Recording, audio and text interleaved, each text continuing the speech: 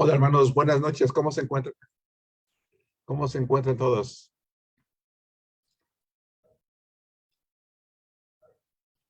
Buenas noches, bien, gracias a Dios. Qué Buenas bueno, noches, Giovanna. pastor. Hola, Gracias Yora, a buenas Dios noches. también. ¿Qué tal, Eric? Hermano Josué, familia Hola, Rojas, hermano. ¿cómo Buenas están? noches. Saludos a la hermana. Algunos hermanos también ya están en Facebook. Saludos a Vero, a Macris, a Ian y a cada uno de los hermanos que están conectados también en Facebook.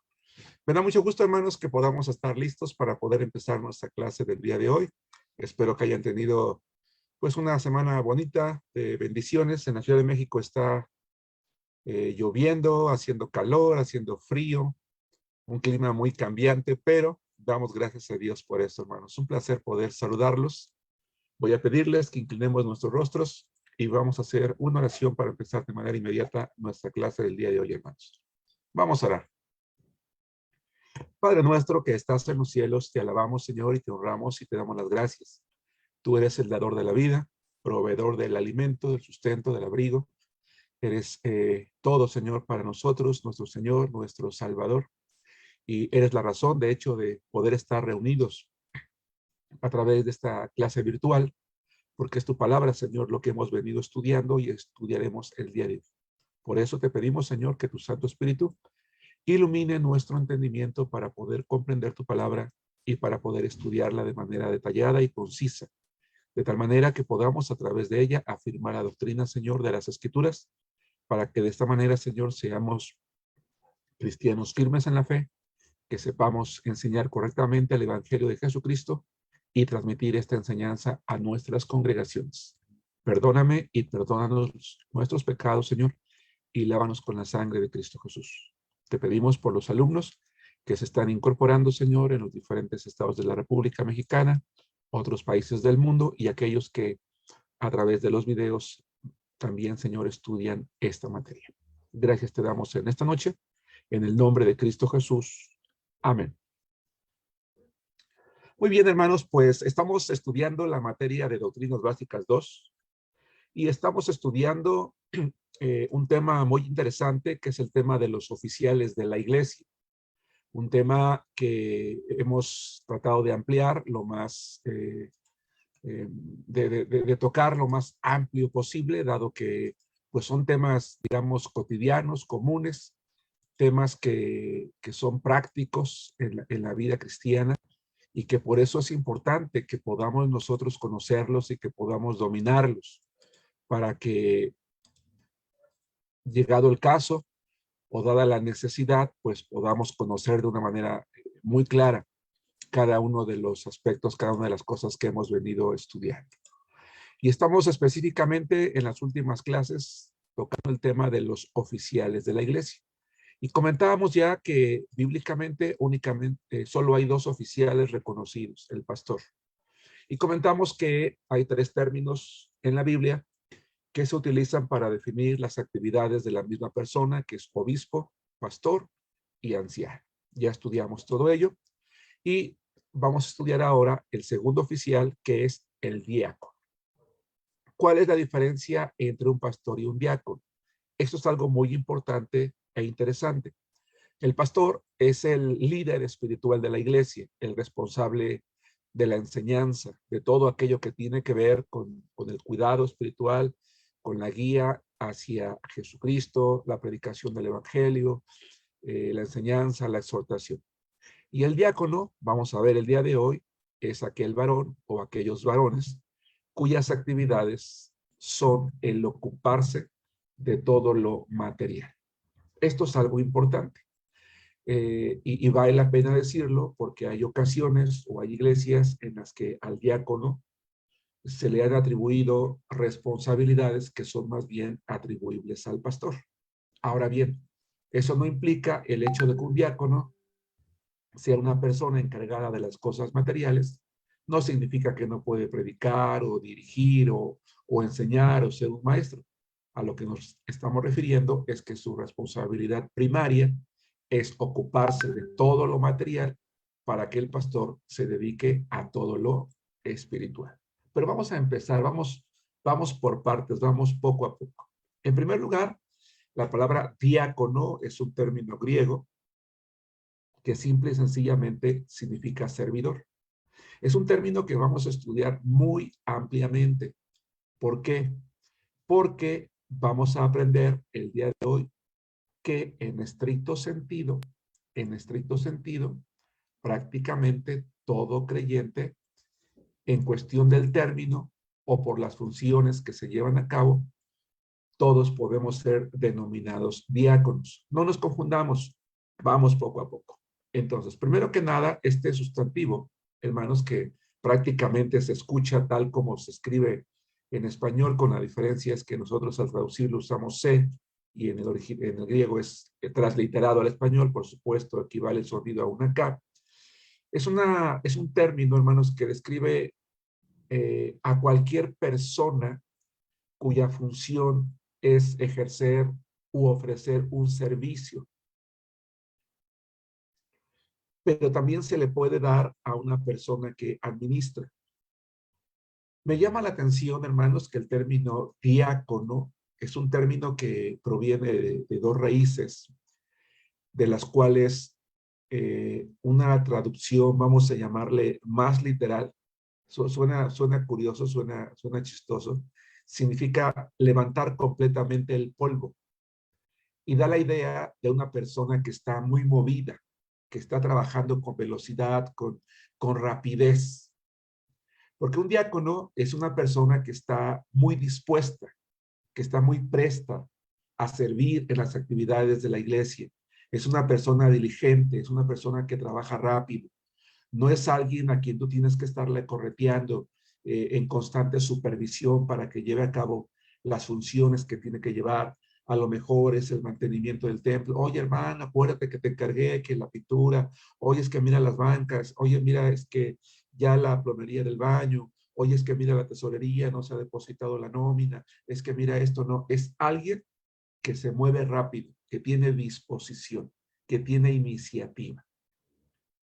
Y en ese sentido, ¿verdad? Es que es una persona que está sirviendo. En el Nuevo Testamento vamos a ver que el término diácono es un término que se aplica a todo tipo de personas. Y por eso me gustaría que los veamos cada uno de ellos para poder comprender más adelante lo que quiero. En primer lugar, el término diácono se aplica a cualquier siervo doméstico.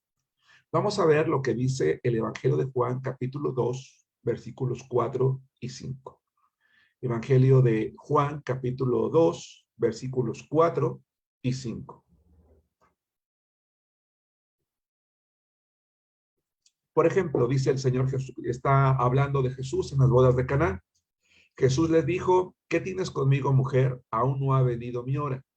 Su madre dijo a los que servían. Esa palabra a los que servían en griego es diáconos. El uso secular, esto es interesante. Recuerden ustedes, hermanos, que en otras clases les he comentado que al escribirse la Biblia, los autores, varios de ellos, tomaron términos seculares con el propósito de describir funciones que se llevan a cabo dentro de la iglesia. ¿Por qué? Porque son términos que describen correcta y perfectamente lo que ellos pretendían. Entonces, la palabra que utiliza aquí María al referirse a aquellos que estaban sirviendo en las bodas, dice su madre dijo a los diáconos, hagan todo lo que él les diga. Un uso secular común. Los que servían a las mesas, los que hacían la limpieza, los que se cargaban de la atención de los invitados. Por eso utilizamos el trabajador doméstico, es un diácono. Pero también, en segundo lugar, se puede aplicar a un magistrado civil, a una persona que ejerce cierta autoridad. ¿Por qué? Porque es un servidor. Romanos capítulo 13, versículos 3 y 4. Lo que quiero dejar en claro es que el término diácono describe la función de servicio que cualquier persona, ya sea en el mundo secular o en el mundo religioso, lo desempeña, lo lleva a cabo. Dice Romanos 13, 3 y 4, porque los magistrados, es decir, una persona de autoridad, No están para infundir temor al que hace el bien, sino al malo. ¿Quieres pues no temer la autoridad? Haz lo bueno y tendrás alabanza de ello. Porque es servidor. Y esa palabra servidor es diácono. Porque es servidor de Dios para tu bien. Y me llama la atención que la Biblia, no lo voy a expandir demasiado porque no es el propósito, pero creo que vale la pena mencionarlo. La Biblia en más de una ocasión hace referencia que es Dios el que pone y quita reyes. Si bien es cierto, de alguna manera las personas acudimos a votar y a elegir a aquellas personas que nosotros queremos que nos gobiernen o que sean las autoridades, es Dios quien les permite ocupar esos cargos.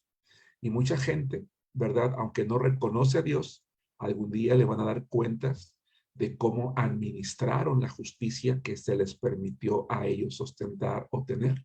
En este caso, este magistrado dice, es un servidor de Dios para tu bien. Pues si haces lo malo, teme, porque no en vano lleva la espada, pues es servidor, es diácono de Dios, vengador para castigar al que hace lo mal. ¿Por qué al cristiano se le ordena sujetarse a las autoridades? Porque son servidoras de Dios para impartir la justicia y para mantener el orden. Pero hay algo bien interesante. No solamente, hermanos, en la Biblia, el término diácono se utiliza para hablar de siervos domésticos o del magistrado civil, también de Cristo. Vamos a ver Romanos capítulo 15, versículo 8 y Gálatas capítulo 2, versículo 17. Estamos hablando de los oficiales de la iglesia. No nos hemos perdido.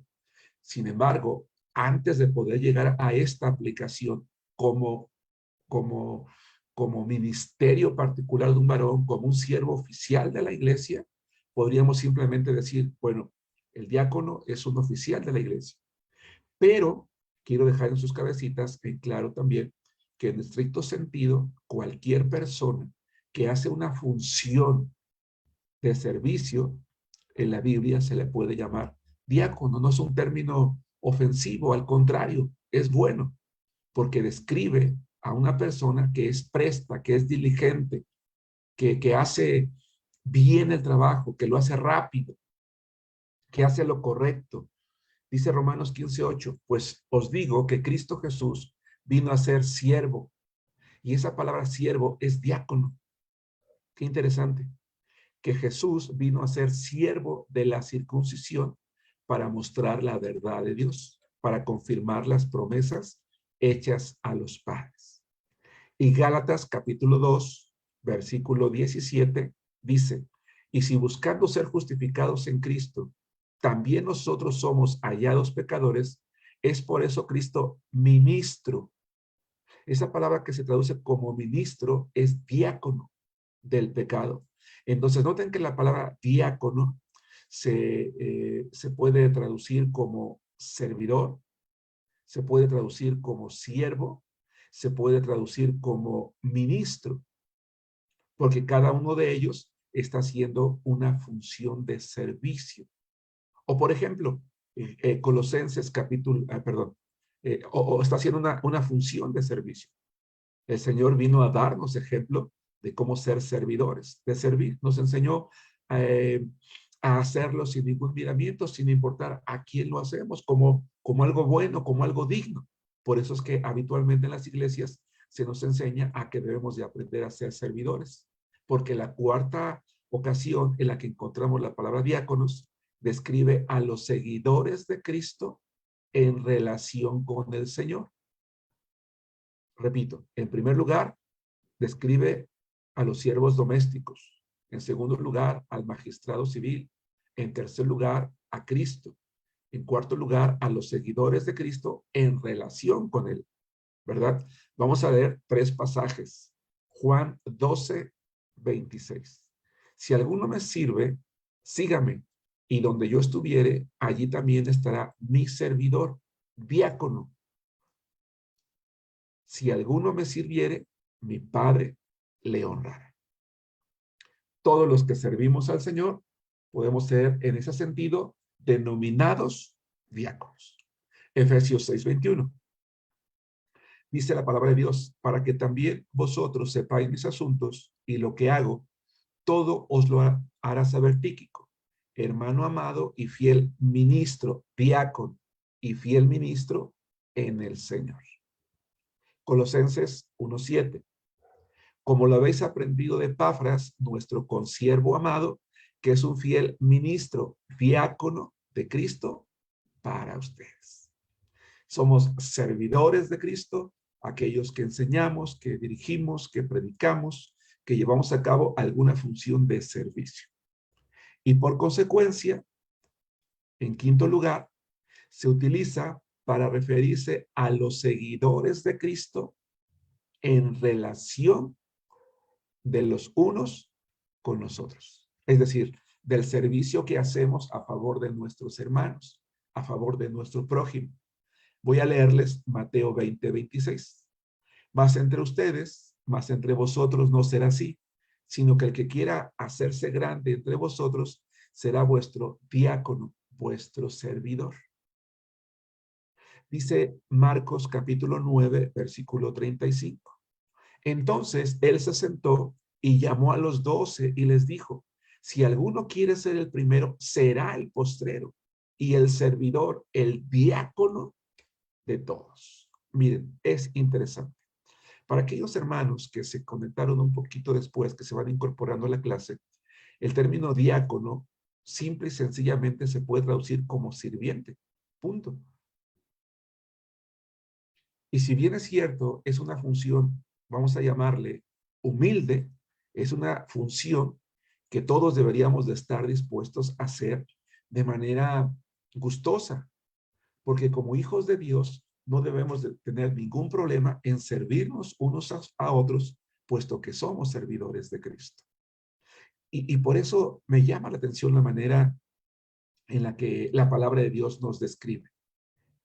No busque ser alguien grande, sino un servidor, alguien humilde. Porque una persona que busca ser alguien grande termina jactándose, termina sintiéndose por arriba de los demás. No importa quién seas en el mundo. En el mundo puede ser una persona reconocida, con cierta posición, con cierto nivel económico, tal vez con cierto nivel jerárquico allí en la empresa o en la institución, con cierto nivel cultural, educativo. Sin embargo, en la iglesia debemos de estar dispuestos a ser servidores unos de los otros. Repito, estamos considerando cómo el término no solamente describe la función de un oficial de la iglesia, sino que es un término genérico que puede ser aplicado en este sentido. ¿Qué nos va a enseñar si el término es genérico o es un término que está aplicado a un oficial? El contexto. Lo vamos a ver un poquito más adelante. También se aplica a los siervos de Cristo en la obra de predicación y enseñanza. Dice la palabra de Dios en 1 Corintios 3:5. Se aplica a los siervos de Cristo en la obra de la predicación y la enseñanza. Dice, ¿qué pues es Pablo y qué es Apolos? Servidores por medio de los cuales habéis creído. Servidores, dice, diáconos.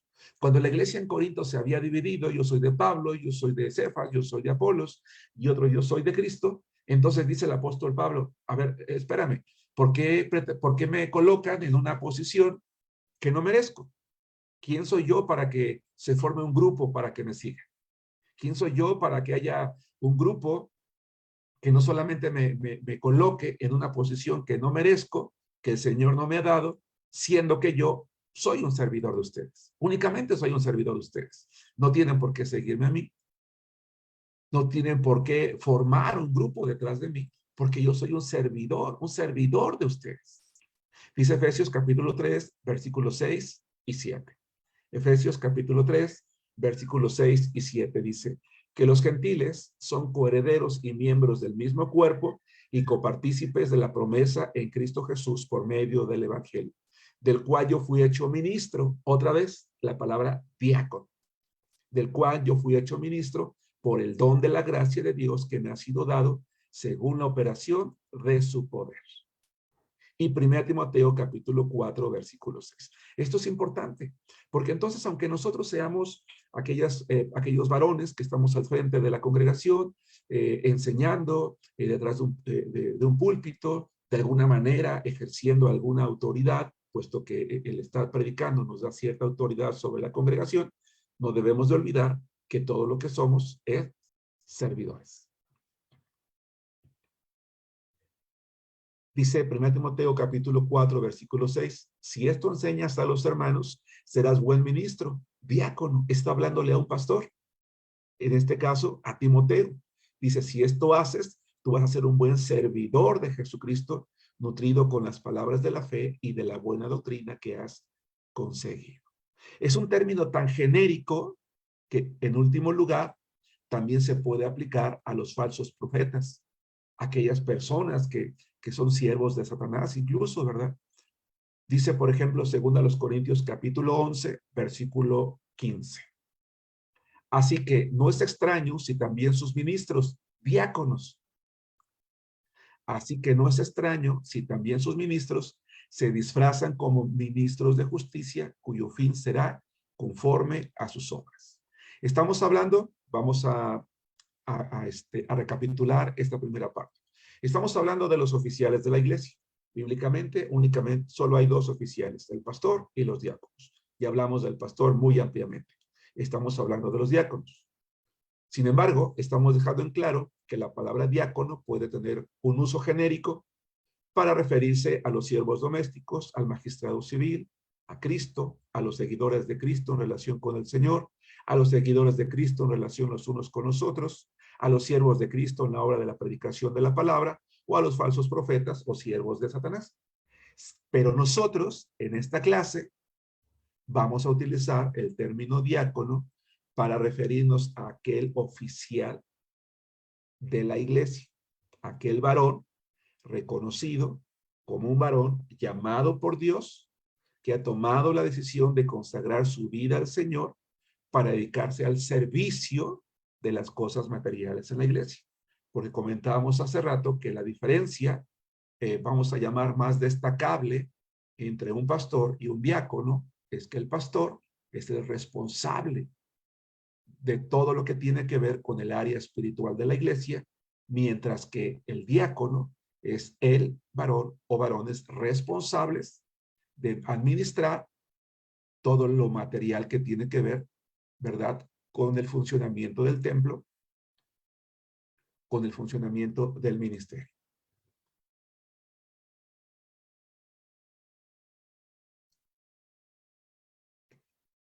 A pesar de las funciones que un diácono puede llevar en la congregación y que son funciones materiales, la palabra de Dios da una lista de características muy específicas, da una lista de condiciones que cada varón que tiene ese llamado al ministerio del diaconado debe de cumplir. Y esto es muy interesante, porque muchas veces, hermanos, con mucho respeto digo esto, ponemos a servir en la iglesia personas que no necesariamente son las más adecuadas. A lo mejor sí tienen la capacidad, a lo mejor sí tienen el conocimiento, a lo mejor sí pueden llevar a cabo la tarea, pero no tienen no tienen la actitud espiritual, no reúnen las características y las condiciones bíblicas tales que le van a permitir ejercer una función de servicio sin generar un problema. A veces son personas iracundas, personas altivas, personas que rápidamente entran en contiendas y que muchas veces, lejos de ayudar al ministerio del pastor para no descuidar el tiempo que él debe dedicar a la oración y el ayuno, tiene que dedicarse a los problemas que el diácono ya generó porque no tiene las actitudes adecuadas. Ahora bien, quiero recalcar en esto, la función del diácono es administrar lo material. Nada tiene que ver con lo espiritual. Lamentablemente hay congregaciones en las cuales los diáconos han llegado a tener tanto poder que son los que mueven al pastor, son los que mueven a la iglesia, son los que deciden las cosas y muchas veces llegan a convertirse en un estorbo. En México, no sé, los hermanos que son de otros países, ya sea los que están en Zoom o los que están en Facebook, en México hay una frase que dice, es como una piedra en el zapato, ¿no? Porque pues, si tú te pones tus zapatos y tiene una piedrita ahí, pues vas caminando y te duele, ¿no? Y llega el momento en que no puedes avanzar. Entonces tenemos que tener mucho cuidado en eso.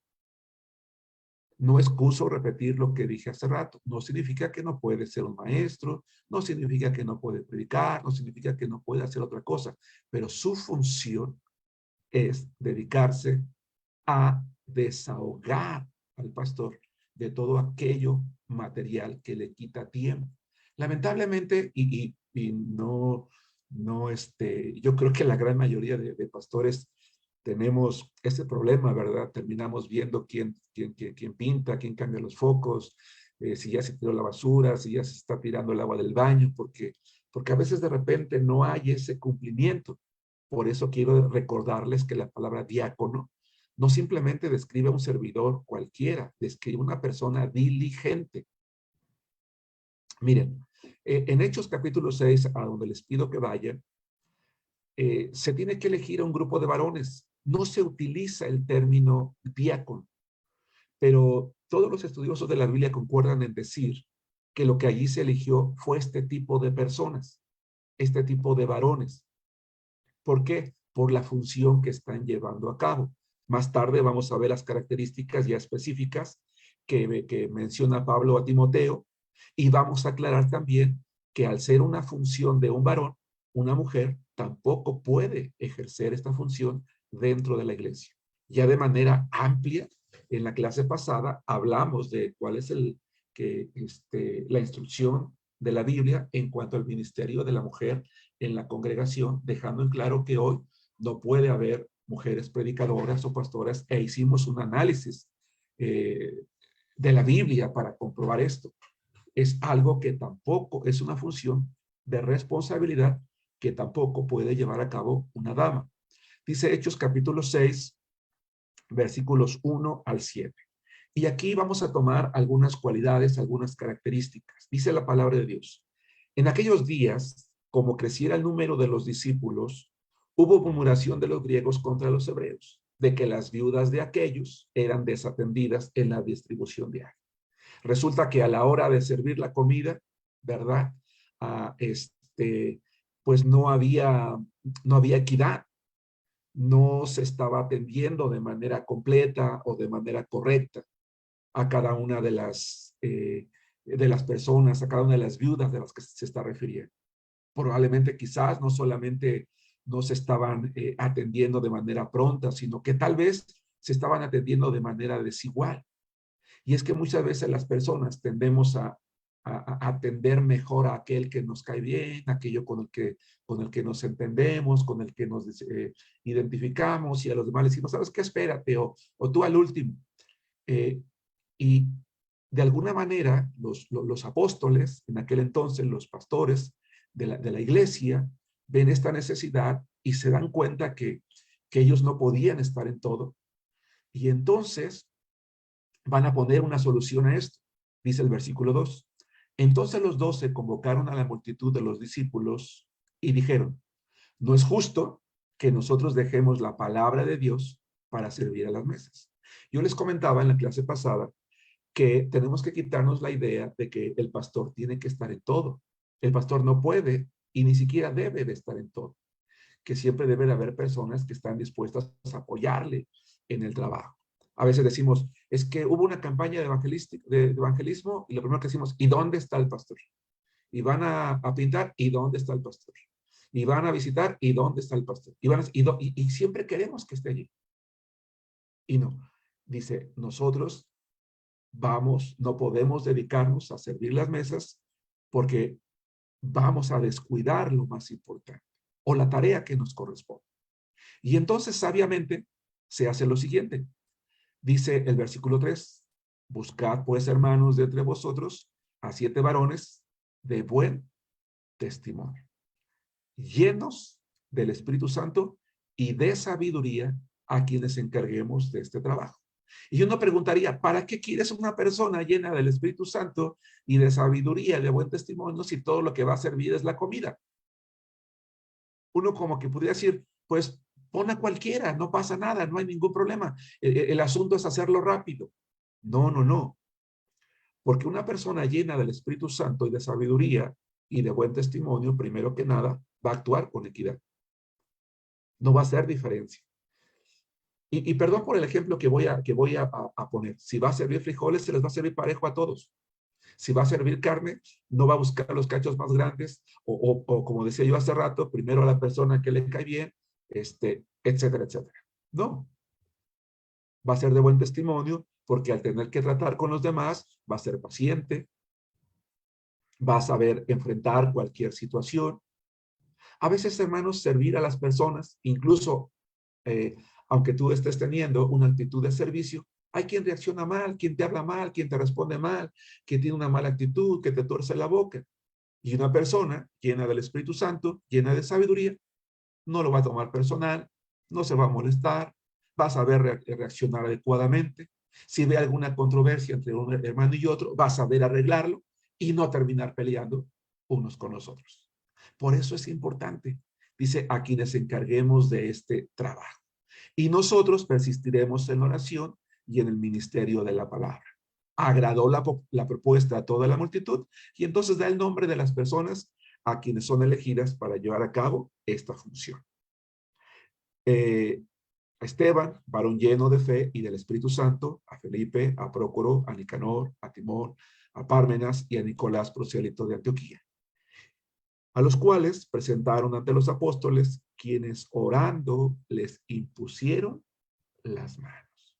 Y eso es algo muy interesante, ¿verdad?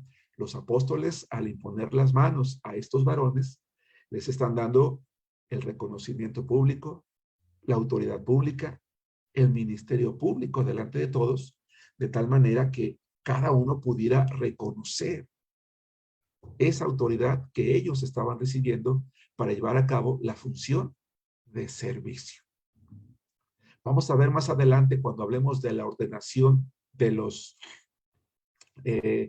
pastores, ¿verdad? Que es la misma función que se lleva a cabo. De tal manera que cuando un varón tiene ese llamado de Dios, ese deseo de servir al Señor y lo manifiesta públicamente, hay una imposición de manos, hay una ordenación pública. Y perdón que insista, y aunque es una ordenación pública semejante a la que hace con un pastor, no significa que se le está ordenando para el ministerio pastoral. Hace algunos años, hermanos, ocurrió en una iglesia que se quedó sin pastor. Y entonces la iglesia dijo, ¿qué hacemos? Pues vamos a poner al hermano que esté ordenado. Y pusieron al diácono a que se hiciera cargo de la iglesia con la excusa de que él estaba ordenado. Eso es incorrecto. Él no tenía el llamado al ministerio pastoral. Con el paso del tiempo, él sufrió mucho porque no tenía el llamado, no tenía la carga, le costó mucho, era un peso muy, muy elevado, lo soportó por un buen tiempo hasta que ya no pudo callar y tuvo que pedir ayuda y no sabía cómo decirle a la iglesia que él no tenía ese llamado. Pero equivocadamente, insisto, la iglesia dice, bueno, es que él es un siervo ordenado, pues él tiene que ser el pastor. No, no es así. Si bien es cierto, es un ministerio que requiere ese tipo de personas con ese carácter y con esas cualidades, y hay una imposición de manos, es para el servicio. Dice, y crecía la palabra del Señor y el número de los discípulos se multiplicaba grandemente en Jerusalén y también muchos de los sacerdotes se entregaban, obedecían a la fe. Entonces, dado que el diácono, hermanos, es reconocido como un oficial ordenado de la iglesia, cuando Pablo dicta los requisitos del pastor, va a dictar una serie de requisitos también para los diáconos.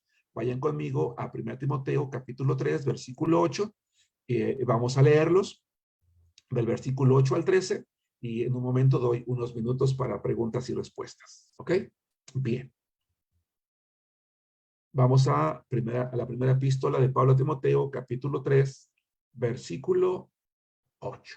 Y vamos a ver lo que la palabra de Dios menciona aquí en este pasaje de la Escritura en cuanto a las características y a las cualidades espirituales que debe de reunir el varón que está teniendo ese llamado, ese deseo de Dios. Y aquí vamos a poder ver un aspecto interesante. Dice, los diáconos asimismo deben de ser honestos. ¿Por qué? Pues porque van a manejar los bienes materiales, muchas veces económicos. Imagínate, por ejemplo, un diácono que se hace cargo de la tesorería de la iglesia, que resulta que después hay que pedirle cuentas de la tesorería porque hay que hacer un gasto. Yo en una ocasión recibí la llamada de un pastor y me decía, oye hermano, quiero pedirte un consejo. Le digo, ¿qué pasó? Dices que no sé qué hacer. Fíjate que hemos estado ahorrando una buena cantidad de dinero para invertir en el templo y en el momento en el que yo me acerco con nuestro hermano que tiene el dinero, resulta que me dice que no lo tiene. Y cuando le pregunté por qué, me dice, no, pues es que tenía algunas necesidades en la casa, tenía algunos gastos y pues yo luego pensaba reponerlo, pero tomé un poquito más, hasta que llegó el momento en que se convirtió ya en una cantidad que él no podía reponer. Y aunque creo yo que allí también hubo una falta de supervisión, en el sentido de estar cotidianamente asegurándose de que ese dinero existía, el punto es que la palabra de Dios habla de honestidad, porque la iglesia debe de estar confiada en que la persona que está administrando cualquier bien material en la congregación, pues lo está administrando correctamente, no, no lo compró para llevárselo a su casa, por ejemplo, sin doblez. Una persona, ¿verdad? Que no cambia en el carácter, en las decisiones, que no se deja influenciar incluso en las decisiones o en el trabajo que ha tomado, dice, no dados a mucho vino. Quiero detenerme un poco.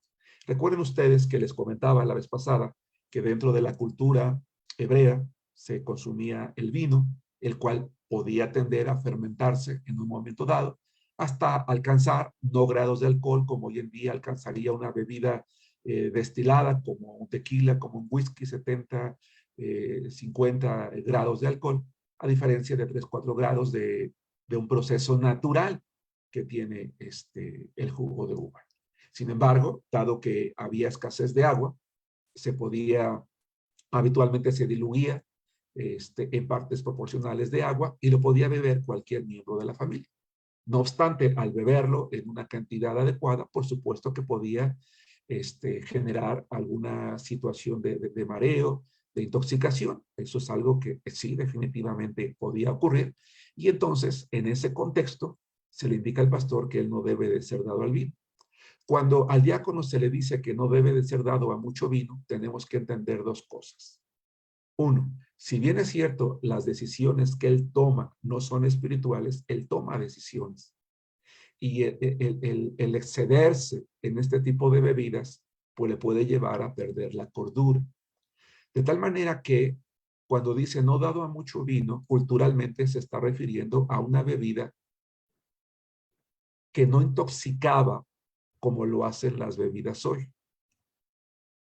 En virtud de esto, yo me atrevo a decirles que esta recomendación no dado a mucho vino podría hoy, dado el proceso ya dominado por el ser humano de destilación y de elaboración de una gran cantidad de bebidas alcohólicas, lo recomendable es que no sea dado al vino.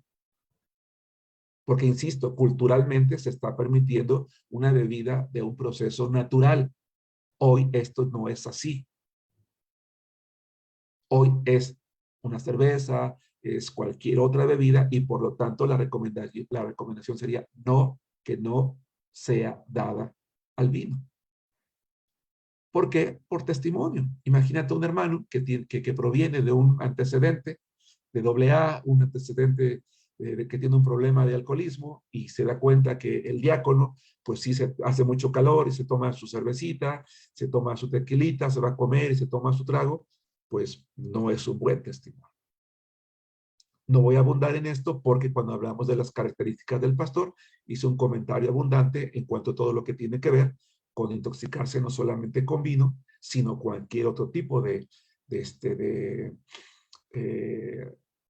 sustancias. Porque recuerden que alguien se ha excusado, es que la Biblia no habla del cigarro, entonces no puedo fumar un cigarro. Hay países donde culturalmente está permitido que los pastores fumen, y hay pastores que no beben, pero ¿cómo fuman? A lo mejor es algo cultural. En mi opinión no es correcto, porque cuando Pablo dice, no te embriagues con vino, el término original es no te intoxiques, y en ese momento no intoxiques tu cuerpo con el vino, y el vino era lo más común. Hoy sería aplicable, no lo intoxiques con el cigarro, no lo intoxiques con la droga, con nada intoxicante. Pero avanzamos, estamos en el versículo 8. Dice, no codiciosos de ganancias deshonestas. Creo que el término se explica por sí mismo con base en lo que platicamos respecto a la honestidad.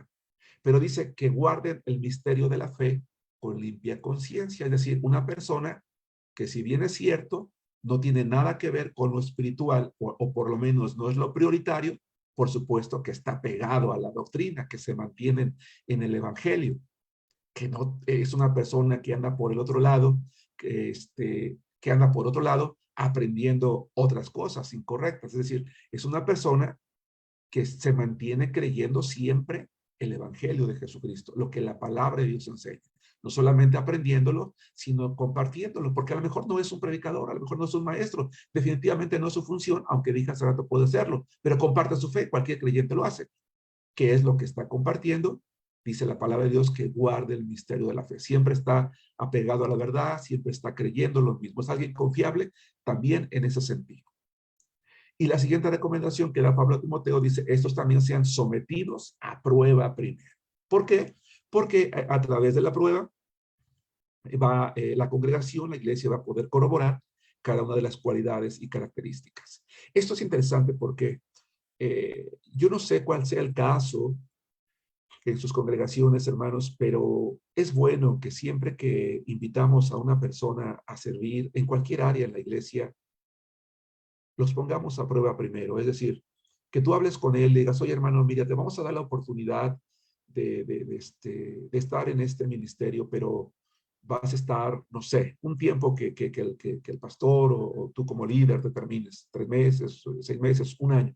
Si vemos que tienes los dones, las capacidades, estás ejerciendo bien, en este caso el diaconado, te mantienes irreprensible, pues entonces vamos a permitir que sigas adelante. Si no, no. ¿Por qué? Por testimonio. Porque muchas veces, decía yo hace rato, en aras de suplir las necesidades en la iglesia, terminamos poniendo a cualquier persona, no nos fijamos de sus cualidades y ya después no sabemos cómo quitarlas.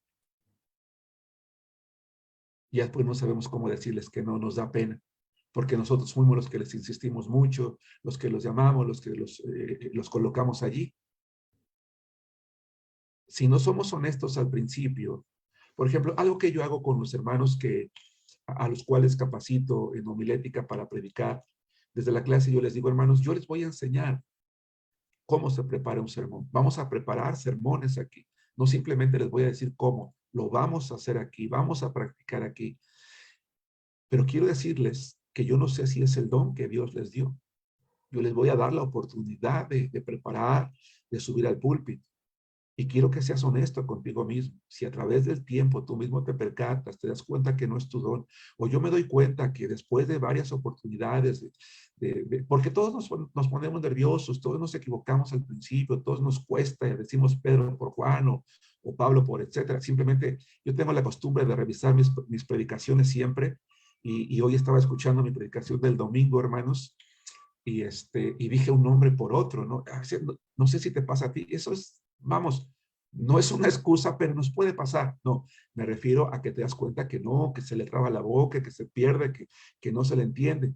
Entonces yo le digo, hermano, si yo me doy cuenta que no es el don que Dios te dio, yo te digo desde ahorita que con mucho respeto me voy a acercar contigo y te voy a decir, hermano, creo que no es tu don, entonces pues no te puedo permitir que sigas predicando porque el primero que sufre eres tú y después la congregación. Vamos a buscar qué otro don tienes, ¿no? Creo yo que ese es el espíritu que Pablo, inspirado por el Señor, está queriendo dejar en claro también. Sometido a prueba primero por todo lo que yo acabo de comentar.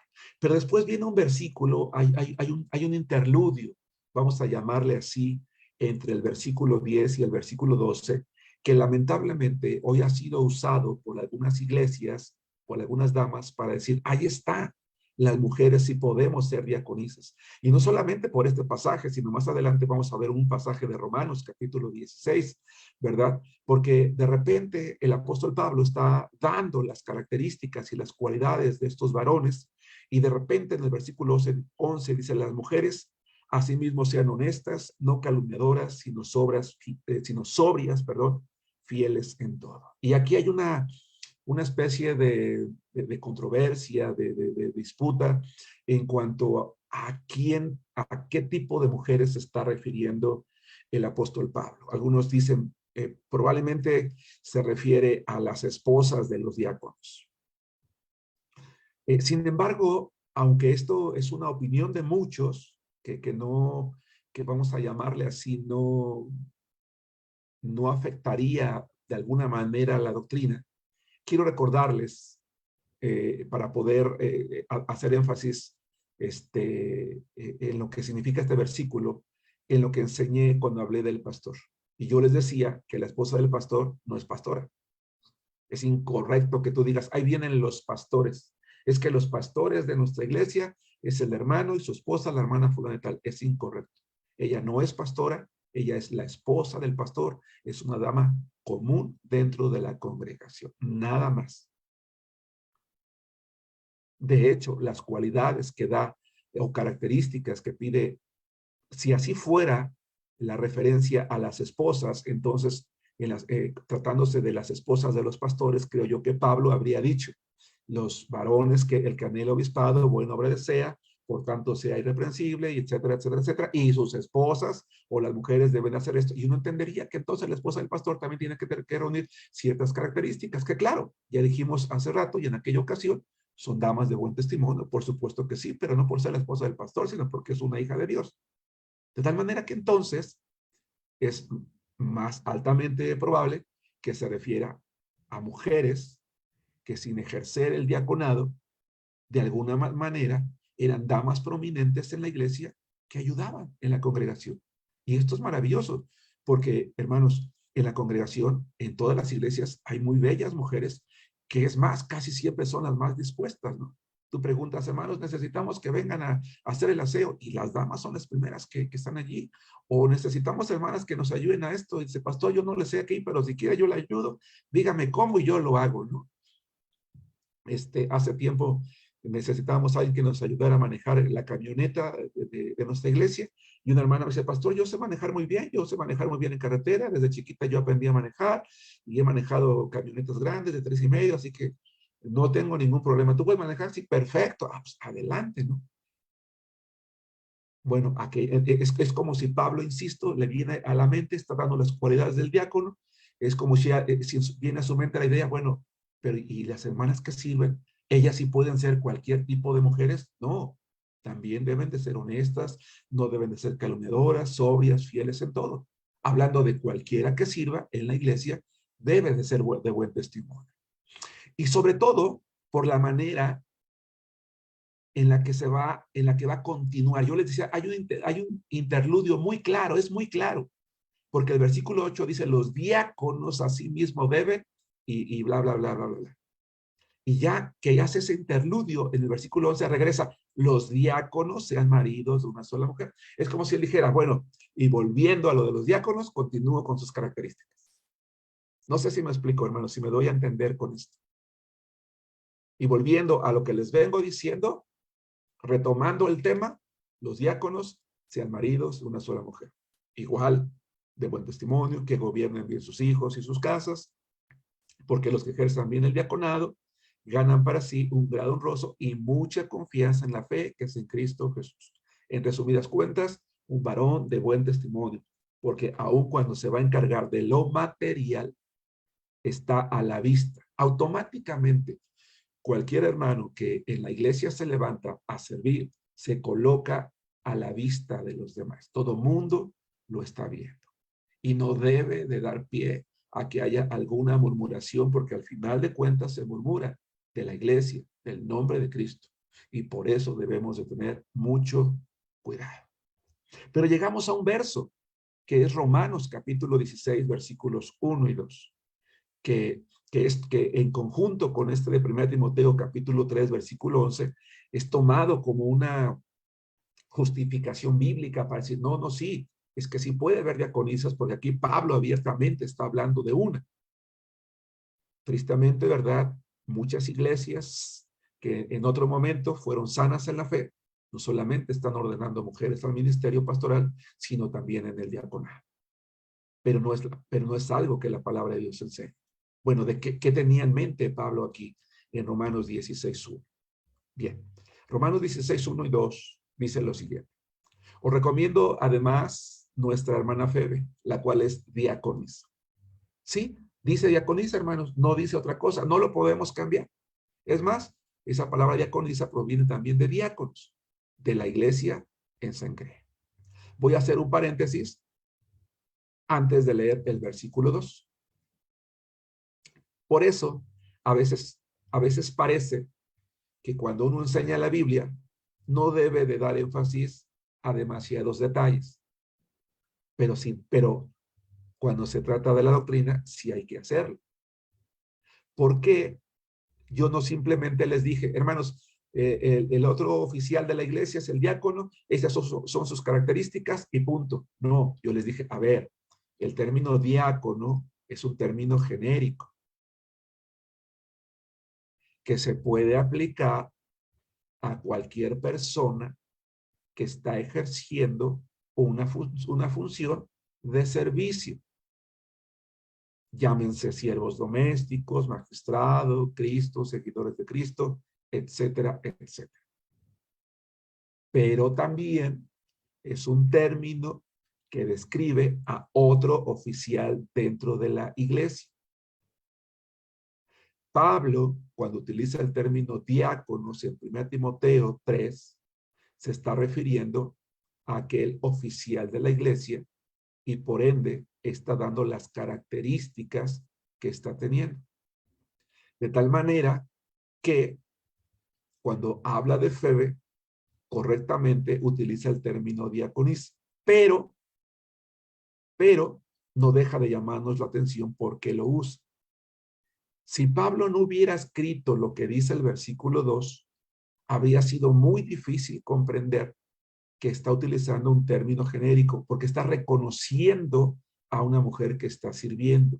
Miren, el versículo 2. Que la recibáis en el Señor como es digno de los santos, y que la ayudéis en cualquier cosa en que necesite de vosotros, porque ella ha ayudado a muchos y a mí mismo. Ese término ayudado, hermanos, es un término griego prostatis, así como suena próstata, prostatis, que es una palabra que significa ayudadora. El servicio de Febe a la congregación había sido un servicio tan importante, tan constante, que mereció ser reconocida como una de esas mujeres que servían en la congregación. Y que el término que en realidad describe con mayor precisión el cómo Pablo la está reconociendo en esta epístola es el segundo, prostatis, como una mujer que ha ayudado. Entonces, Febe no era diaconisa en el sentido ministerial, como el diácono. Déjenme decirles, hermanos, que en los primeros tiempos del cristianismo se daba este título de diaconisas a ciertas hermanas que de manera especial se dedicaban al cuidado de los pobres y de los enfermos, y que además también hacían ciertos servicios dentro de la congregación.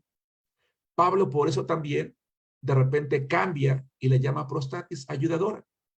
¿Por qué? Porque era una mujer que usaba sus recursos, sus habilidades, sus dones para servir a la congregación. Por eso es que cuando allá en Timoteo está dando las características del varón, hace un interludio. ¿A qué tipo de mujeres se refiere? A mujeres como esta que acaba de mencionar aquí, honesta, no calumniadora, sobria, fiel en todo. Muy bien. Prendan sus micrófonos, hermanos, o escriban en el chat alguna duda, alguna pregunta.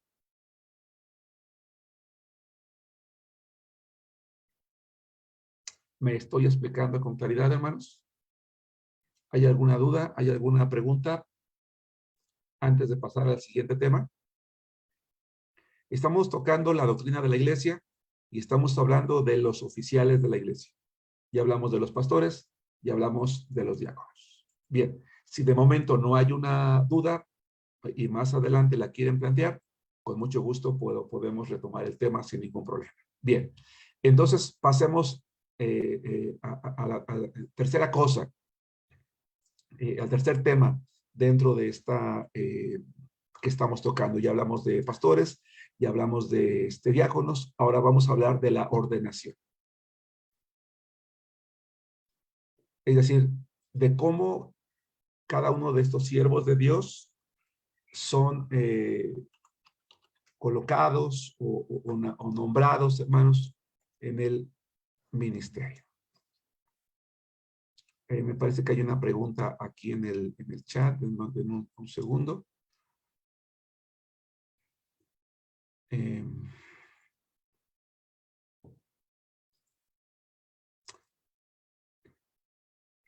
Dice, ¿qué significa calumnia? Una calumnia, hermanas, es una persona que hace una acusación falsa, que habla de manera con malas intenciones respecto a otra.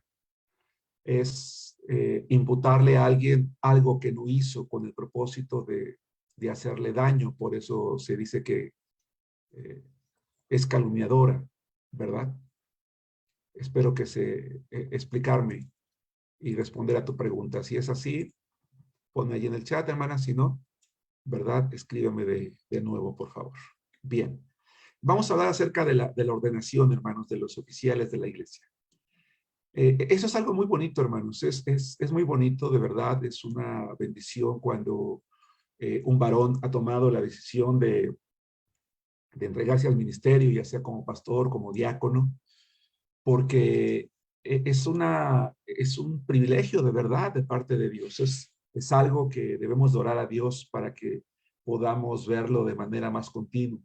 Doy gracias a Dios porque este fin de semana precisamente tuve la oportunidad con algunos pastores de participar precisamente en un presbiterio en el cual Dios nos permitió ordenar al ministerio con autoridad de una iglesia local a un varón. Así que esto me va a permitir poder explicar el tema del día de hoy. Y quiero compartirles aquí un par de fotografías y dejarlas de momento allí. ¿Qué es la ordenación, hermanos? Bueno, ya que un varón ha dado testimonio, ha expresado públicamente su deseo, su anhelo de entregarse al Señor, que cumple las características, el Señor ha confirmado también ese llamado o esa aceptación a través de una congregación local con el propósito de aceptarle como su pastor, de que él sea el encargado o el líder espiritual. Debe de haber un proceso de ordenación. ¿Qué es la ordenación? Vuelvo a repetir. La ordenación, hermanos, en primer lugar, es un acto público. Es un acto público, hermanos, a través del cual un determinado número de pastores ordenados también imponen las manos. Si ustedes se dan cuenta, en la foto que está en un círculo, hay un pastor allí. La persona que está de rodillas es el candidato, es el hermano que está siendo ordenado al ministerio con la autoridad de una iglesia. ¿Qué hace un pastor cuando le impone las manos a un nuevo candidato? Bueno, primero que nada, le dirige unas palabras al oído, ¿verdad? Unas palabras de ánimo, pues manifestándole su amistad, su oración, su cariño, ofreciéndole tal vez su ayuda, su consejo, si en algún momento él lo necesita, y posteriormente hace una oración al Señor, específicamente dándole las gracias por ese llamado y pidiéndole a Dios que le dé a este varón los dones y las capacidades necesarias para poder llevar a cabo su ministerio. Al grupo de varones que se congrega o al grupo de pastores que son convocados por una iglesia local para ordenar a su pastor, y ustedes pueden ver en la fotografía del lado derecho, de una forma un poquito más rectangular. Estamos allí los pastores que participamos de la ordenación. Se le conoce como presbiterio, porque la Biblia, lo vamos a ver un poquito más adelante, habla del presbiterio. ¿Qué es un presbiterio? Un presbiterio es una asamblea de ancianos. Ahora, si bien es cierto, vemos allí, por lo menos yo, ¿verdad? Ya viejito, la palabra, recuerden, no habla precisamente de personas viejas de edad, sino habla de pastores. La palabra presbiterio se refiere a aquellos pastores, es una asamblea de pastores ya ordenados, un equipo cuya función es la misma que va a desempeñar ese candidato. Entonces, es un acto público, se convoca a un determinado número de pastores. La Biblia no nos dice cuántos son suficientes. En este caso, fuimos un reducido número. He asistido a ocasiones en donde son 15, 20 pastores y pues entre más pastores, obviamente la ceremonia es más larga, pero se hace una imposición de manos sobre el nuevo candidato. Ahorita vamos a ver por qué. Y esto se hace, insisto, con la autoridad de una iglesia local. ¿Por qué? Porque es un testimonio público de que se está separando públicamente a un varón que está consagrando su vida para el ministerio pastoral y para que Dios confirme ese don pastoral de servir a la iglesia. Y a partir de ese momento, ese pastor debe de dedicarse precisamente a cuidar ese ministerio. Vayan conmigo a 1 Timoteo capítulo 4, versículo 14. La ordenación no es el término, la ordenación es el principio. Ahora bien, aprovechando que estamos aquí en el seminario, hermanos, quiero decirles que en los seminarios no ordenamos pastores.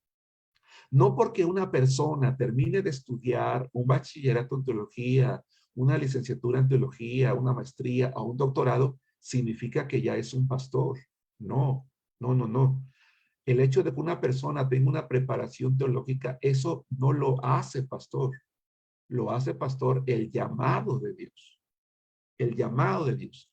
Hay pastores que no han estudiado en un seminario y eso no los imposibilita a ser ordenados al ministerio porque se entiende que son hombres que han estudiado, que conocen la doctrina, que han dado testimonio a través del tiempo. Es sano estudiar, por supuesto. Yo lo he venido diciendo también, porque una de las cualidades que vimos en el pastor, por lo menos, es que es apto para enseñar.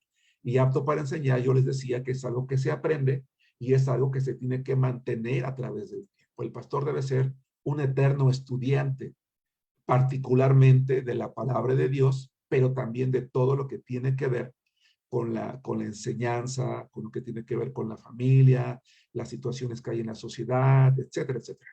Dice en 1 Timoteo capítulo 4, versículo 14, no descuides el don que hay en ti. No descuides el don que hay en ti, le dice Pablo a Timoteo, que te fue dado mediante profecía con la imposición de las manos del presbiterio. Ahora, no es que Timoteo estaba descuidando y lo está exhortando porque está siendo un pastor perezoso. No, es un recordatorio. Dice, no lo empieces a descuidar. No lo has hecho antes, no lo hagas ahorita. No te des la oportunidad de hacerlo ahorita.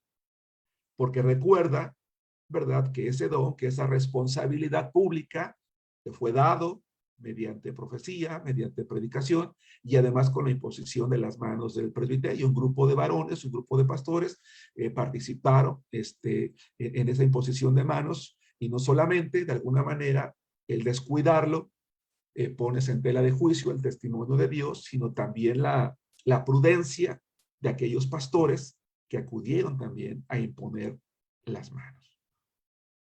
Por eso es ese llamado.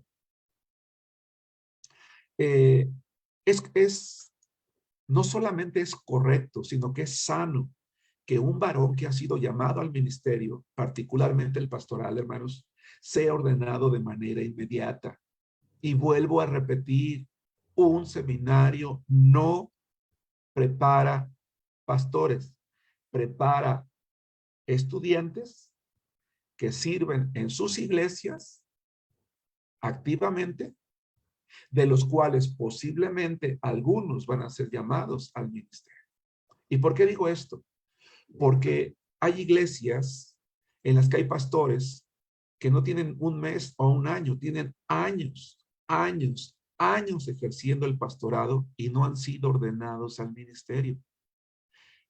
Lo que este pasaje de la Biblia, de 1 Timoteo capítulo 4, versículo 14, y algunos ejemplos antiguos testamentarios, que si bien es cierto, no habla de pastores, pero sí de imposición de manos, como una señal de autoridad y aprobación de Dios, nos hace entender que la ordenación no solamente es un simple acto público en el cual se está apartando a un varón, sino que Dios da dones a esos hombres, que de esa manera pública son ordenados al ministerio.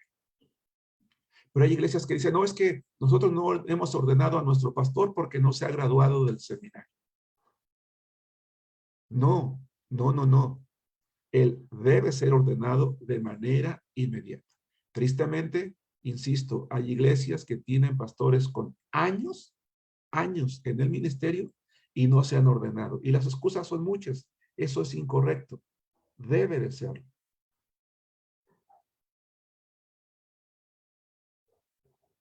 Por ejemplo, volviendo al ejemplo de Hechos 6, no lo busquen porque ya lo leímos.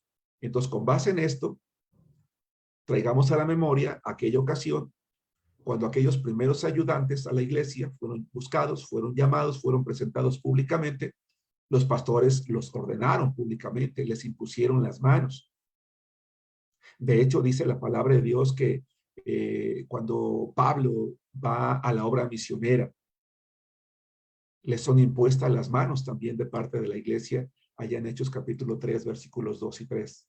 Ministrando estos al Señor y ayunando, dijo el Espíritu Santo, apartadme a Bernabé y a Saulo para la obra a que los he llamado. Entonces, habiendo ayunado y orado, les impusieron las manos y los despidieron, porque era necesario imponerles las manos para darles autoridad pública, para que ellos fueran a predicar el evangelio, para que fueran a establecer iglesias, para que pudieran bautizar a los nuevos creyentes. Por eso es importante también esto.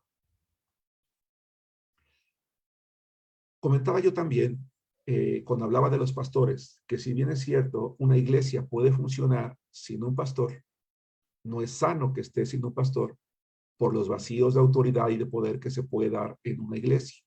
Por eso es que una iglesia que se queda sin pastor, de manera pronta, debe de buscar lo más rápido posible un varón que cubra esas características. Vamos a ver, vamos a ir a la epístola de Tito, capítulo 1, versículo 5, pero antes quiero dar unos minutos. ¿Alguien tiene alguna duda, tiene alguna pregunta, tiene algún comentario? ¿Está siendo clara la exposición, hermanos? Escriban en el chat o abran sus micrófonos como gusten. Eric, levantaste la mano. Sí, hermano. Cuando dice que le es impuesto por profecía, hermano, ¿a qué se refiere en esa parte que le es impuesto por profecía? Que seguramente hubo predicación de palabra, hermano. Seguramente hubo predicación de palabra, ¿verdad? En el servicio de ordenación. Por ejemplo, ¿qué es lo que ocurre? ¿Qué es lo que sucede? Abundando tal vez un poquito más.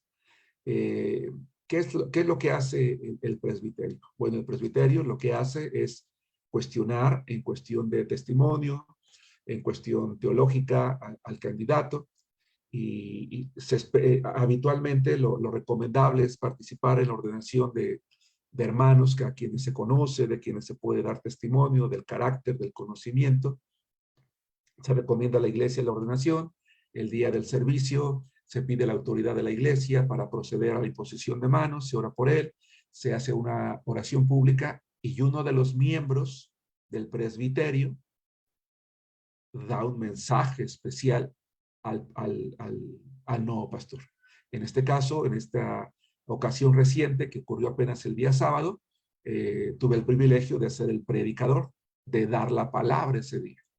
Así que esa expresión de profecía no debemos de traducirla, no tiene la misma connotación como en el Antiguo Testamento, en la cual había una revelación de algo oculto, de algo que no sabía, una nueva enseñanza de parte del Señor, sino que habla de la predicación. En el Nuevo Testamento, en prácticamente el 90% de casos, sobre todo las epístolas, cuando se habla de profecía, es una palabra griega que describe la función de una persona que se levanta públicamente a dar a conocer la palabra revelada de Dios.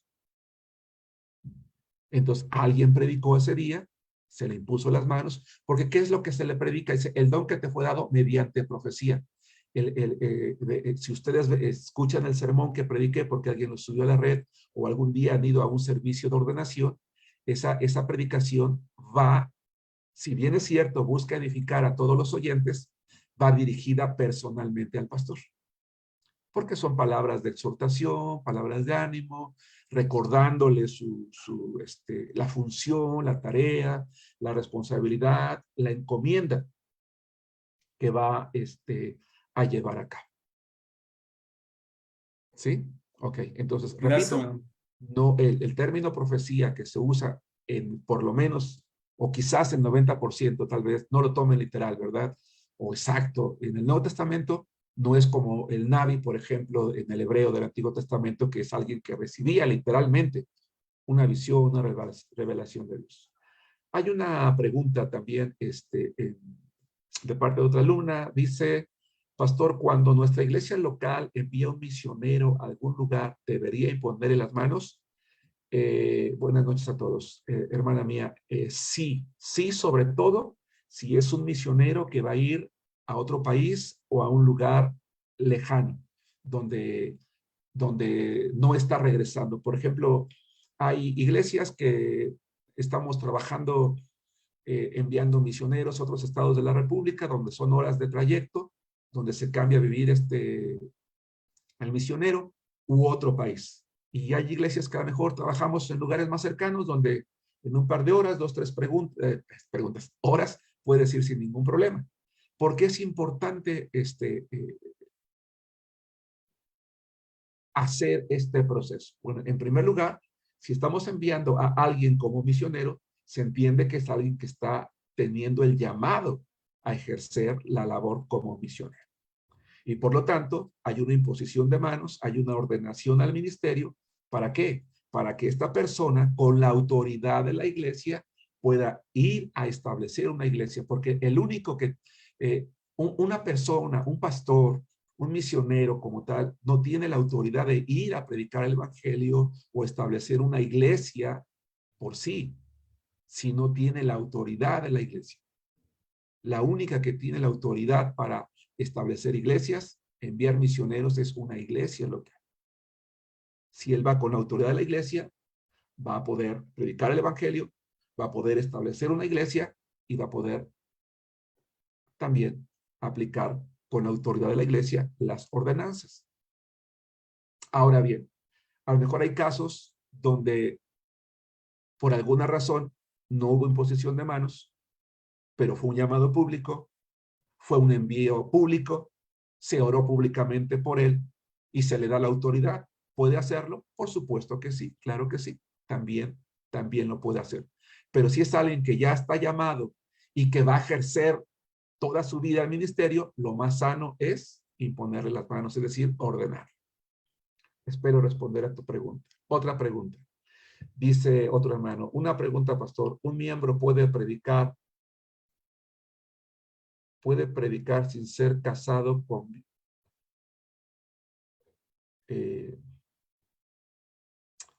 me imagino que, porque una palabra que no está bien escrita, me imagino que está unido en unión libre. Quiero pensar si es esa la, la pregunta. Bueno, es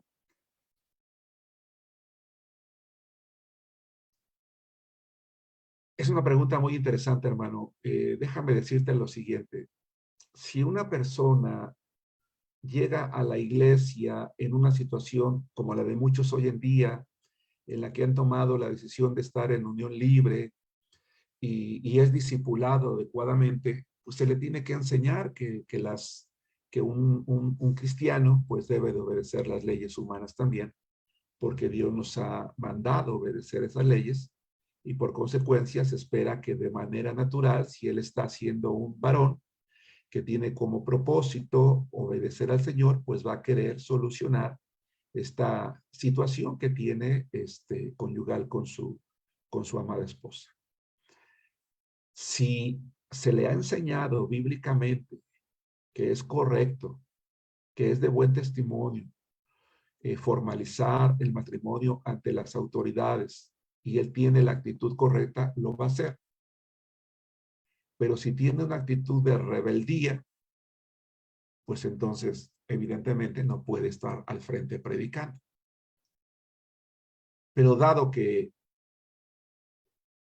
no sé con precisión cuál es el caso, porque yo, por ejemplo, recuerdo el caso de un hermano que pasaba mucho tiempo y no se podía casar legalmente cuando supo que tenía que hacerlo porque tenía problemas con sus documentos, con su acta de nacimiento, con no sé qué documento que le tardaba mucho, ya lo había intentado sacar una vez, dos veces, no había podido, tenía que ir a su tierra, su trabajo no le permitía, pero él tenía la disposición de obedecer al Señor. Y a lo mejor en ese ínter es alguien que ha crecido, que ha madurado, que tiene la oportunidad de enseñar, puede hacerlo, sí, porque él está teniendo una actitud de obediencia. Entonces, no sé cuál sea el caso, hermano, que tú me preguntas, pero en resumidas cuentas, tiene la actitud correcta y hay algo que está fuera de su alcance que le está evitando cumplir con ello, no le vería yo ningún problema.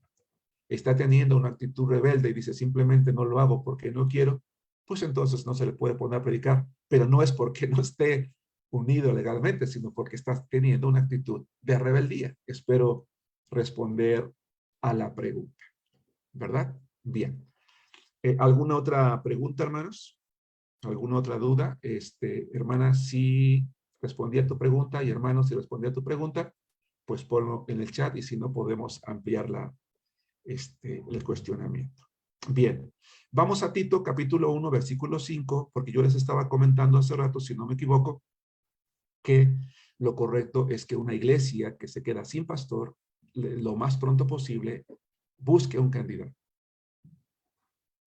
Lamentablemente no siempre las iglesias pues tenemos varones con el llamado al ministerio pastoral y es entendible que a veces es un poquito, pues, tener un candidato. La gran mayoría de iglesias tenemos iglesias con las cuales convivimos, coloquialmente les llamamos de nuestro compañerismo, donde no hay ningún problema en convocar a algún varón de buen testimonio, recomendado por su iglesia, que quiera venir a probar su llamado, ¿verdad? Que quiera venir a pastorear la iglesia. El problema es que algunas veces la misma congregación local dice, no, es que pues, ¿por qué vamos a traer un desconocido, que sea alguien de la iglesia, alguien que nos conozca, alguien que conozcamos? No estoy en contra de eso, no está mal. El problema está en que una iglesia tiene que estar consciente. Ok, ¿te quieres esperar? Si te quieres esperar, es decir, hay varones en la iglesia que hoy por hoy han recibido la preparación, tienen la madurez, tienen el conocimiento, pero que de momento quizás tienen el temor de decir sí, no, hay algo, alguna situación que no les permite de momento tomar la decisión ya de ser los pastores y quieres esperar, bien, adelante, pueden trabajar un tiempo bajo el liderazgo de algún varón o de un grupo de varones.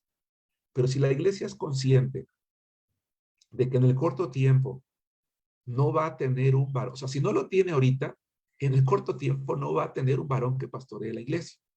Lo sano es buscar, es buscar. Y allí sí se podría preguntar a un seminario, hermano, ¿hay entre sus alumnos algún varón que tiene el llamado al ministerio con cuyo pastor e iglesia podemos contactar para poder considerarlo como candidato de nuestra iglesia, como candidato para pastorear nuestra iglesia? Allí sí se puede pedir ese tipo de ayuda, algún seminario, ¿verdad?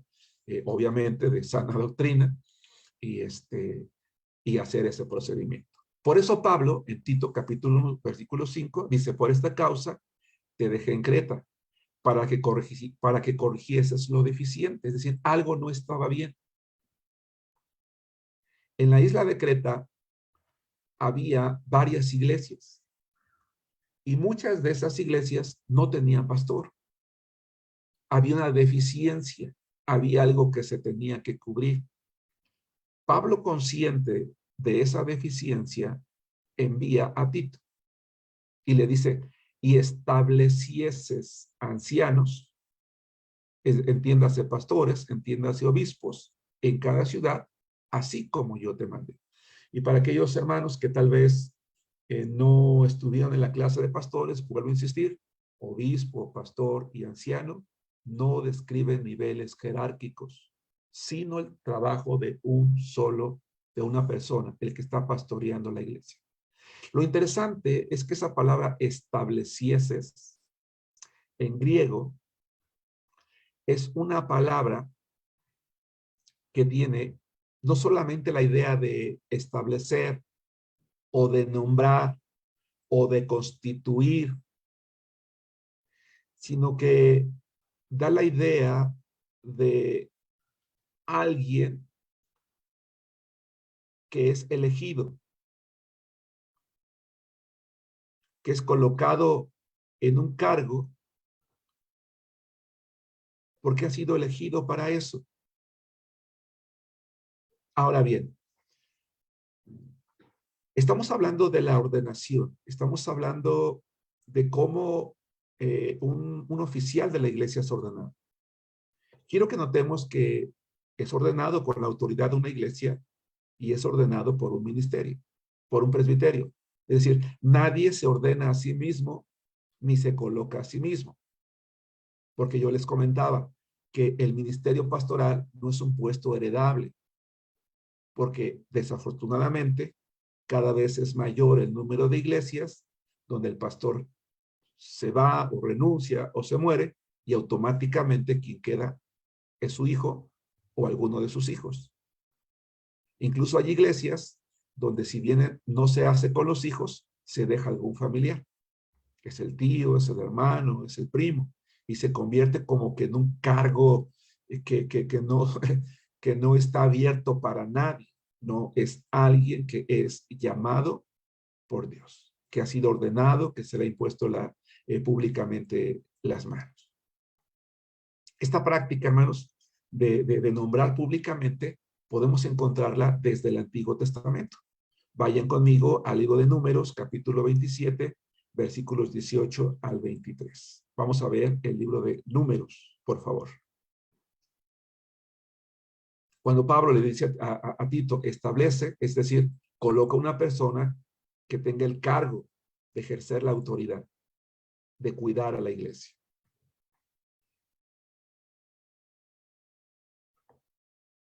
De alimentar, de proveer el alimento espiritual.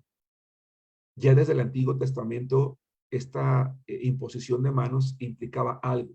Vean lo que dice, vamos a ver lo que dice Números capítulo 27, versículos 18 al 23. Insisto, espero haber respondido las preguntas, particularmente de aquellos hermanos que únicamente pueden comunicarse a través del chat. Los que pueden hacerlo con micrófono abierto, pues expresen sus dudas también, hermanos, por si hay alguna en particular. Leo la palabra de Dios en Números, capítulo 27, versículos 18. Y Jehová dijo a Moisés, toma a Josué, hijo de Nun, varón en el cual hay espíritu, y pondrás tu mano sobre él. ¿De dónde proviene la imposición de las manos? O imponer la mano. Dios le dice a Moisés, hazlo con Josué, y lo pondrás delante del sacerdote Eleazar y delante de toda la congregación, una ceremonia pública, un acto público, y le darás el cargo en presencia de ellos. Por eso, cuando empezamos a hablar de este tema, yo les decía que la ordenación es el acto público a través del cual un determinado número de pastores, un presbiterio, impone las manos sobre un nuevo candidato para así, con la autoridad de una iglesia, separar públicamente a dicho varón para ejercer el ministerio pastoral y para que de esa manera Dios afirme ese don que está recibiendo. Es la instrucción que le está dando Jehová el Señor a Moisés. Y dice, y pondrás de tu dignidad sobre él. Eso es algo interesante. Moisés era el líder reconocido, respetado en toda la congregación. De tal manera que si era él quien públicamente, con la autoridad, en este caso de Jehová el Señor, imponía las manos, implicaba que ese nuevo varón, en este caso Josué, que iba a tomar el liderazgo del pueblo, era alguien confiable, porque alguien con la dignidad de Moisés está ordenándolo públicamente. Por eso es que el presbiterio, al colocar sus manos, de alguna manera, está colocando su dignidad en aquel varón. ¿Por qué? Porque está dando testimonio de que lo conoce. Hermanos, no estoy en contra de esto que voy a decir, pero sí me gustaría comentarlo. A veces se acostumbra que cuando hay un buen número de iglesias, hay un candidato al pastorado, y entonces se pide ayuda a un determinado número de pastores. Hermanos, vamos a examinar a tal hermano y te invitamos a que tú participes. Entonces tú eliges un tema, ¿no? Y tú eliges este tema, tú el otro, tú aquello. Y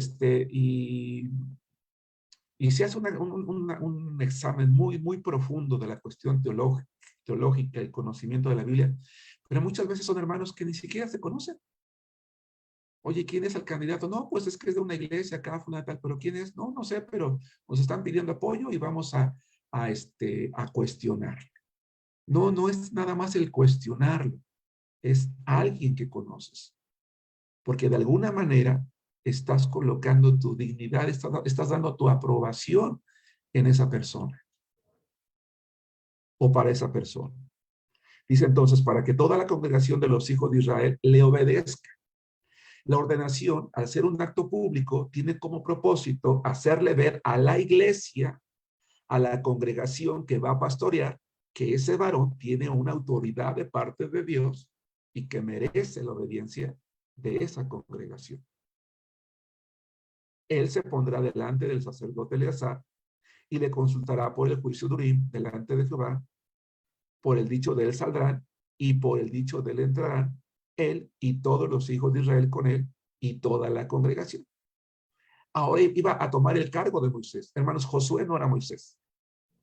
Una iglesia permítame utilizar este término, que tiene un cambio de pastor y estrena un pastor, tiene que entender que su nuevo pastor no es el anterior. Porque algo con lo que sufre siempre un nuevo pastor es que nuestro pastor no lo hacía así. Él no predicaba así, él no enseñaba así, él no dirigía así, él no hacía esto, él no hacía lo otro. Y muchas veces, hermanos, hay pastores que terminan frustrados porque las congregaciones quieren que él llene los zapatos del otro pastor. Claro que no los va a llenar nunca, simple y sencillamente porque es una persona diferente. Se le debe, el sábado que yo predicaba, yo le decía a la pequeña congregación, porque es una iglesia que está en crecimiento, le decía, hermanos, ténganle paciencia a su pastor, denle la oportunidad de aprender. Es joven, está aprendiendo. Hay muchas cosas que quizás de repente se le van a atorar, le va a costar, perdón, ¿verdad? Y denle esa oportunidad. No lo comparen con alguien más, con nadie más, porque si no, van a terminar perdiendo a su pastor. Dice el versículo 22, y Moisés hizo como Jehová le había mandado, pues tomó a Josué y lo puso delante del sacerdote Eleazar y de toda la congregación y puso sobre él sus manos y le dio el cargo como Jehová había mandado por mano de Moisés. Entonces, hermanos, la ordenación en el Nuevo Testamento, la ordenación del pastor, no es un nombramiento arbitrario. No, es la autoridad, es el apartamiento público de un varón con la autoridad de parte de Dios. Por eso es que el apóstol Pablo ordena, no, ahora sí que valga la redundancia, o instruye más bien, no ordenar a cualquiera.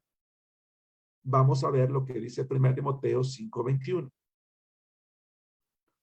Yo les comentaba que de repente le preguntas a alguien, ¿por qué quieres ser pastor? Pues es como yo ya no me quedé en ninguna escuela, como ya no estudié ninguna profesión, como no sé nada qué hacer, pues ahora voy a ser pastor. O quizás es alguien que abiertamente no tiene un buen testimonio o la madurez, más que el conocimiento teológico que lo debe de tener, la madurez. Hay muchas congregaciones y muchos presbiterios que ponen demasiado énfasis en el conocimiento teológico y muy poco en el carácter y en la madurez. Y en mi opinión, si alguien quiere disentir en eso, no tengo ningún problema. Creo que es más importante lo segundo que lo primero, porque el conocimiento se puede aprender y el carácter es algo más complicado. Pablo hace un llamado a Timoteo. 1 Timoteo capítulo 5, versículos 21 y 22. Te encarezco delante de Dios. Es decir, te voy a dar una responsabilidad, te voy a dar una instrucción, una exhortación. Te instruyo, te voy a instruir en algo y pongo a Dios como testigo de que te lo dije. Veamos el peso de las palabras de Pablo para que Timoteo las entendiera así.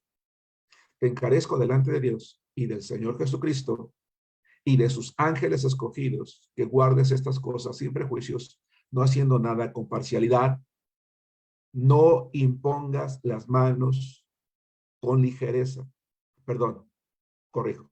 No impongas con ligereza las manos a ninguno, ni participes en pecados ajenos. Porque cuando yo abiertamente sé que no es alguien que es llamado por Dios, que no tiene buen testimonio, yo estoy participando de esa falta. Dice, consérvate puro, no te apresures en poner las manos, no sea que te hagas cómplice de pecados ajenos, dice. Por eso es que decía yo hace rato que aunque no estoy en contra, aclaro, porque al rato no quiero que digan, no, es que el pastor Germán dijo que no se debemos de, y particularmente porque tenemos varios alumnos que son pastores, de participar con hermanos que no conocemos. No, yo no estoy diciendo eso. Lo que estoy diciendo es que lo más recomendable y sano es que si tú vas a participar en un presbiterio, que sea alguien a quien tú conoces, de quien puedes dar testimonio. Aunque se entiende que el pastor o la iglesia que te está llamando, pues no estaría recomendando a alguien que no es apto. Había una aceptación de parte de la iglesia. Hechos capítulo 14, versículo 21. Estoy entrando a la recta final de la clase y con esto vamos a terminar la clase del día de hoy. Voy a terminar unos minutos antes porque el siguiente tema que voy a tocar no quiero darlo, cortarlo, pero prefiero darlo en una sola clase. Hechos capítulo 14, versículo 21. Hechos capítulo 14, versículo 21. Dice entonces Pablo que Timoteo debería de ir a la isla de Creta a corregir lo deficiente. Debería de establecer, de colocar en el cargo a personas que llevaran a cabo la función de liderazgo. Deberían de ser nombrados, deberían de ser constituidos correctamente, entiéndanse ordenados, y se da por hecho que había una aprobación de parte de la congregación. Hay un pasaje un poquito más claro en ese sentido en Hechos capítulo 14, versículo 21 al 23. Dice la palabra de Dios así. Y después de anunciar el evangelio a aquella ciudad y de hacer muchos discípulos, volvieron a Listra, a Iconio y a Antioquía, confirmando los ánimos de los discípulos, exhortándoles a que permaneciesen en la fe y diciéndoles, es necesario que a través de muchas tribulaciones entremos en el reino de Dios. Y constituyeron ancianos en cada iglesia y habiendo orado con ayunos, los encomendaron al Señor en quien habían creído. Este proceso de constituir ancianos, esa palabra constituyeron, es una palabra griega, hermanos, que significa, que se puede traducir extender la mano o levantar la mano para elegir. Es decir, la congregación o la iglesia que va a ser pastoreada por el candidato es una iglesia que está de acuerdo en que sea el pastor. Hay una votación. a lo mejor no unánime, pero sí abiertamente mayoritaria, el mayor número de votos. Se entiende que siempre va a haber alguien, tal vez un pequeño grupo, que pudiera no necesariamente estar en desacuerdo, pero que a lo mejor le hubiera gustado otro candidato, que le caía mejor, que no lo sé, porque puede ser el caso. Pero lo deseable es que si eso fuera, si hubiera una votación en el que no hay una abierta mayoría, pues lo más adecuado sería esperar mejor un poco de tiempo más, hablar más, para que en ese tiempo pues la iglesia pueda llegar a un acuerdo y en su defecto pues elegir otro candidato. Entonces, la iglesia tiene dos oficiales, pastores y diáconos, que son funciones que de acuerdo a la palabra de Dios deben de ser ejercidos únicamente por varones. Sus cualidades y características ya las vimos, ya las estudiamos, ya vimos sus labores, ya vimos sus tareas, ya vimos su ordenación pública. ¿Hay alguna duda? ¿Hay alguna pregunta, hermanos? Creo que aquí en el chat hay una... ya están respondidas las preguntas. ¿Alguna duda? ¿Alguna pregunta, hermanos? Escriban en el chat o abran sus micrófonos. Bien. Recuerden, hermanos, estén estudiando, por favor, repasen sus notas. Es muy importante que repasen sus notas porque a lo mejor a alguno le puede pasar como a mí, ¿no? De repente no puedo estar atendiendo y estar escribiendo. A veces por escribir, pues hay cosas que ya no alcancé a escuchar, o por escuchar todo, de repente ya cuando quiero escribir, pues ya se me olvidó.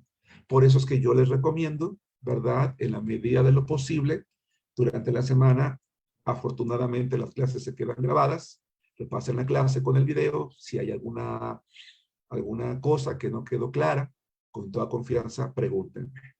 Yo tengo un defecto, a veces digo una palabra por otra, y a veces una palabra pudiera cambiar la idea completa de una oración. Entonces, si es el caso, pues no tenga ningún empacho, ningún problema. Decir, hermanos, hermanas, que comentaste, dijiste esta palabra, si es correcto. No. Y con mucho gusto podemos reconocer si fuera el caso, por supuesto, ¿verdad? De que no fue correcto. Pero es importante que repasen, hermanos, sobre todo porque, insisto, tratándose de doctrina, tenemos que estar muy ciertos, muy seguros de que hemos comprendido. Bien, creo que no hay preguntas ni en el chat ni micrófono abierto, así que les agradezco su atención en la clase del día de hoy, hermanos. Vamos a hacer una oración para terminar. Hermano Josué, ¿qué te parece si abres tu micrófono, hermanos? Hermano, hoy no di la oportunidad de leer, hermanos, consumí todo el tiempo solo, discúlpenme, quería avanzar un poquito más rápido, pero espero que ustedes allí estén siguiendo las lecturas también, porque es importante que constaten allí en la palabra lo que estamos leyendo. Hermano, guíanos en una oración para concluir la clase de hoy, si me haces favor. Claro que sí. Padre, te damos tantas gracias por este tiempo que nos das de, pues, escudriñar tu palabra, Señor.